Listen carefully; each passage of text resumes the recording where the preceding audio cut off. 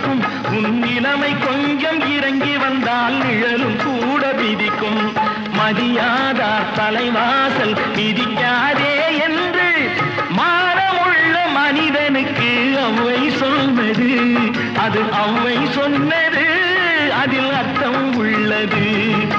பரமசிவன் கழுத்தில் இருந்து பாம்பு கேட்டது கருடா சௌக்கியமா யாரும் இருக்கும் இடத்தில் இருந்து கொண்டார்